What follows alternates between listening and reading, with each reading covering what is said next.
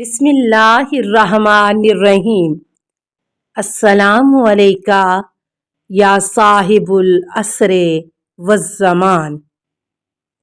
سوال: یزید کناسی کہتے ہیں کہ میں نے امام محمد باقر علیہ السلام سے اس آیت کی تفسیر پوچھی: یوم یجمع اللہ الرسل فیقول ماذا اجبتم قالوا لا علم لنا، جس دن اللہ تعالیٰ انبیاء کو جمع کرے گا اور کہے گا تمہاری دعوت کے مقابلے میں تمہیں کیا جواب دیا گیا، تو انبیاء کہیں گے کہ ہم نہیں جانتے۔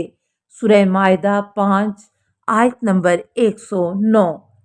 امام علیہ السلام نے فرمایا کہ اس آیت کی تعویل یوں ہے: انبیاء سے کہا جائے گا ان اوصیاء کے متعلق جو آپ نے اپنی امتوں بطور جانشین مقرر کیے، لوگوں نے کیا رویہ اختیار کیا؟ انبیاء کرام بارگاہ خداوند میں عرض کریں گے جو کچھ ہمارے بعد ہوا ہم نہیں جانتے۔ سوال: محمد کہتے ہیں میں نے امام محمد باقر علیہ السلام سے پوچھا اس آیت کریمہ سے کیا مراد ہے؟ فَأُولَئِکَ یُبَدِّلُ اللَّهُ سَیِّئَاتِہِمْ حَسَنَاتٍ وَکَانَ اللَّهُ غَفُورًا رَحِیمًا۔ یہ وہ لوگ ہیں کہ اللہ جن کے گناہوں کو نیکیوں میں بدل دے گا اور اللہ بخشنے والا مہربان ہے۔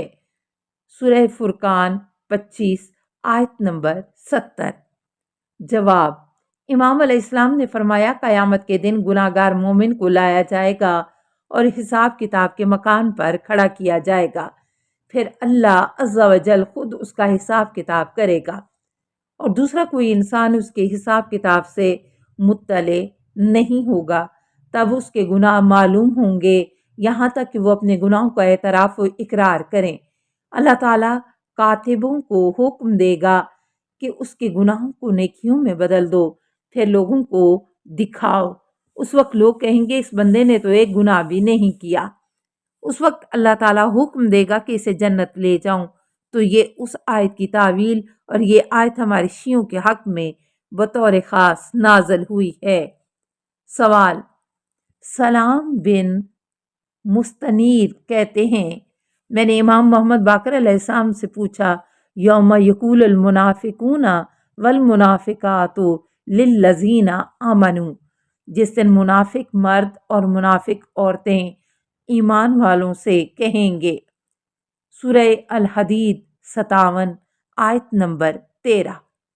جواب: امام علیہ السلام نے فرمایا جان لو کہ یہ آیت کریمہ ہمارے اور ہمارے شیعوں کے بارے میں نازل ہوئی ہے کہ جب کافر منافق ان سے مخاطب ہوں گے اور جس دن قیامت برپا ہوگی اور اللہ تعالیٰ لوگوں کو محشر کے راستے میں روک لیں گے تو ایک تاریک دیوار لگائی جائے گی جس میں دروازہ ہوگا کہ جس کے اندر رحمت بمانی نور ہوگا اور سامنے سے عذاب یعنی ظلمت اور تاریکی ہوگی۔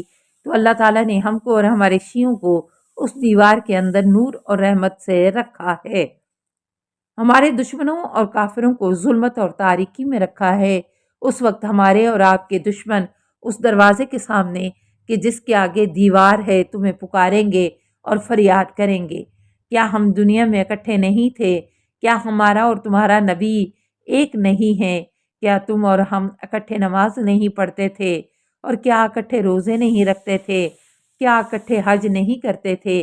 تو خدا کی جانب ایک فرشتہ جواب دے گا جی ہاں اسی طرح تھا، لیکن آپ لوگوں نے رسول اللہ صلی اللہ علیہ وسلم کے بعد فتنے اور فریب کا راستہ اختیار کیا اور ان کے شیعوں کی پیروی اور اطاعت سے روگردانی اختیار کی، اور جن کی پیروی رسول اللہ صلی اللہ علیہ وسلم نے حکم دیا تھا اور ان کی مصیبت اور تکلیف کے اسباب مہیا کیے، اور رسول اللہ صلی اللہ علیہ وسلم کے فرمان میں شک کیا، اور تمہیں تمہاری آرزوؤں اور تمناؤں نے فریب دیا، اور تم نے ایسے لوگوں سے دھوکہ کھایا کہ جنہوں نے اکٹھے ہو کر اہل حق کے خلاف سازش کی۔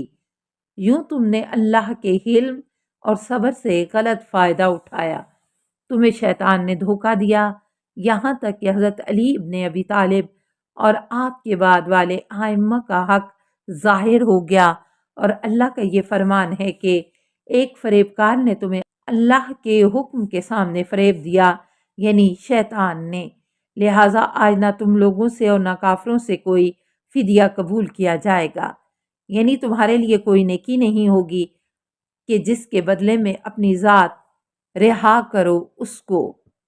ماواکم النار ہی مولاکم وبئس المصیر، سورہ الحدید 57 آیت 15۔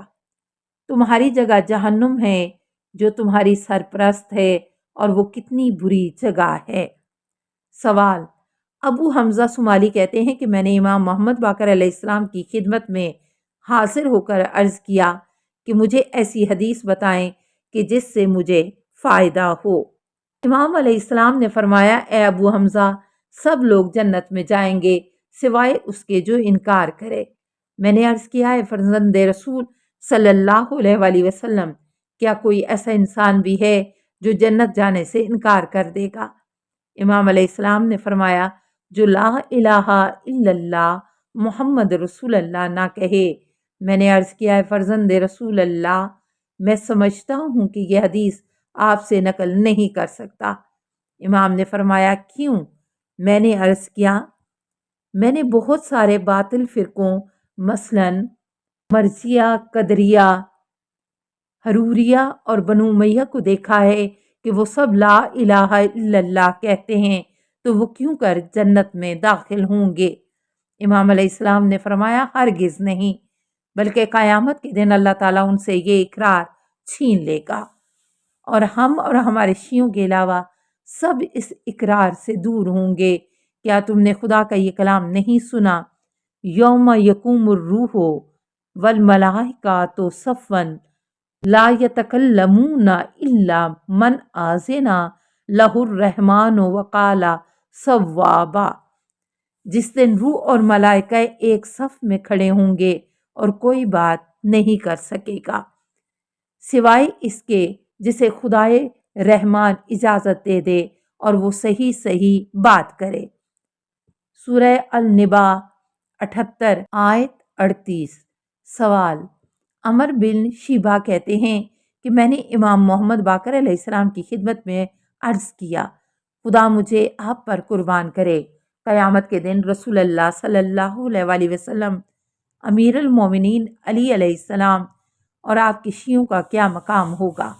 جواب: امام محمد باقر علیہ السلام نے ارشاد فرمایا: رسول اللہ صلی اللہ علیہ وآلہ وسلم، مولا علی اور آپ کے شیعہ خوشبودار مشک کے ٹیلے پر ہوں گے اور نورانی ممبر پر بیٹھے ہوں گے۔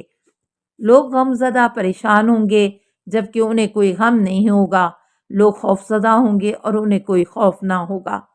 اس کے بعد آپ علیہ السلام نے اس آیت کریمہ کی تلاوت فرمائی: من جاء بالحسنات فلہ خیر منہا وہم من فزع یومئذ آمنون، سورہ نمل 27 آیت نمبر 99۔